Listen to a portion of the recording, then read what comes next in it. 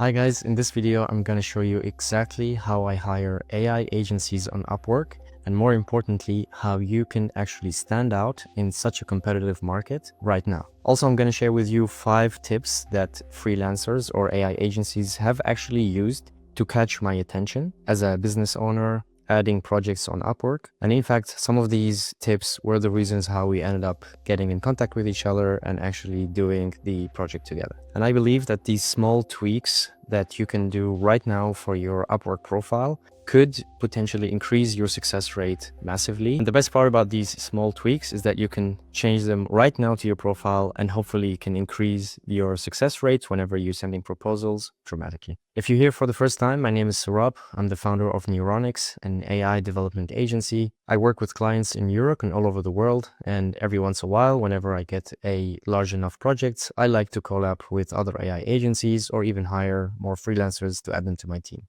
Over the past 3 months, I've interviewed almost 100 people, posted around 10 different projects on Upwork, and I've gathered enough tips from this platform to see what actually works and what doesn't, and how profiles actually become more attention grabbing, even though they didn't have enough experience on the platform. So let's jump in to Upwork and have a look into one of the latest projects that I posted there and what kind of proposals I received and which profiles actually stood out. And hopefully with these new insights, you can maybe stand out in your next proposal that you apply for.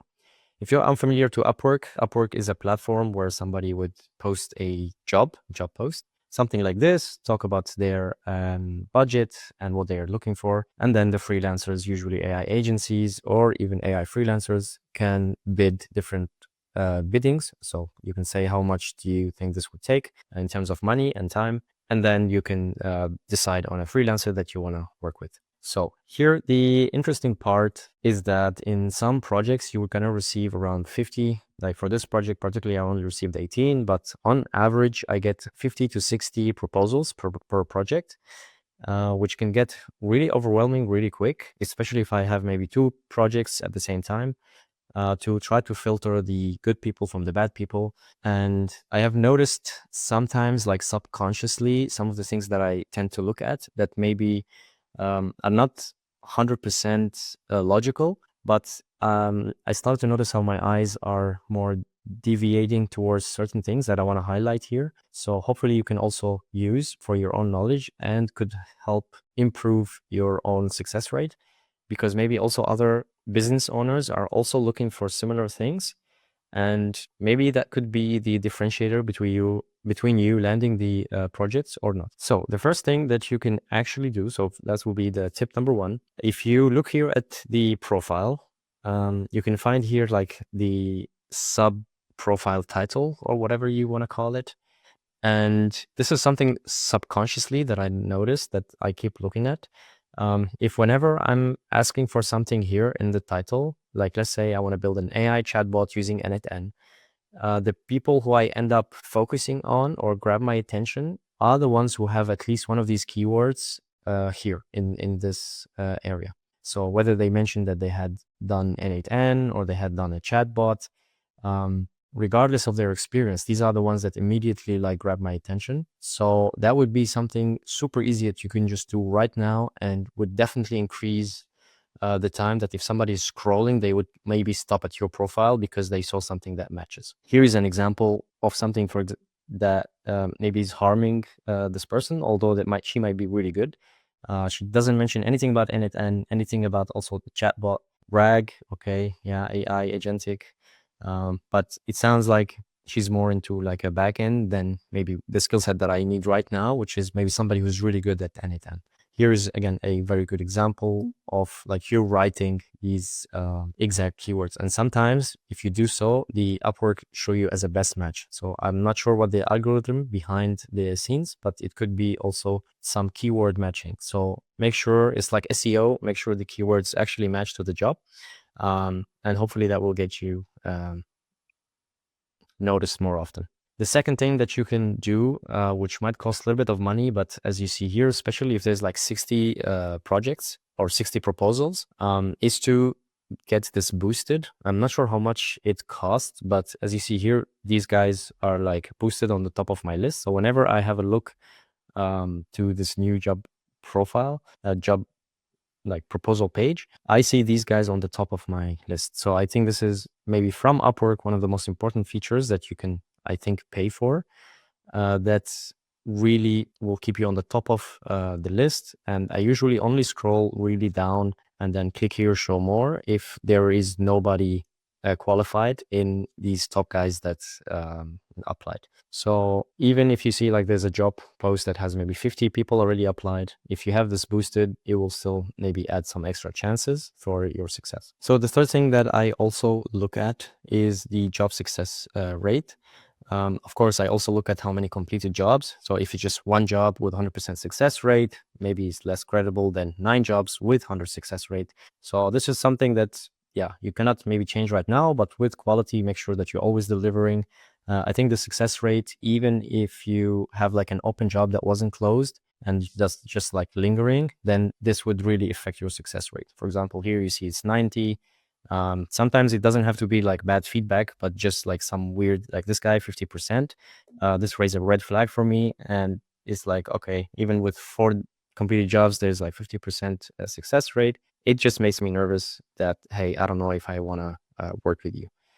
So that's something you can easily do. Just checking on all the projects that are in progress, make sure everything is closed, hopefully with good feedback, of course. But as you see here, the feedback still doesn't show up. So although everybody just keep obsessing about the feedback, like these 5 stars, it's more important the other evaluation. Like when you close a project from the business owner, you can, there's like a questionnaire that says how likely are you to recommend this AI agency or developer to someone else? And it's from 0 to 10, and this is separate from the actual rating. So that one is really important. I think it plays a role in this success rate here, which, yeah, as I mentioned, like this is one of the main things that I look at. So I think we are at tip number 4, which is something that would really help you get a job, even if you don't have any completed jobs. Make sure in the first sentence of your cover letter to say that I created a video demo for you, or I've done a little bit of value for you that you can see that I can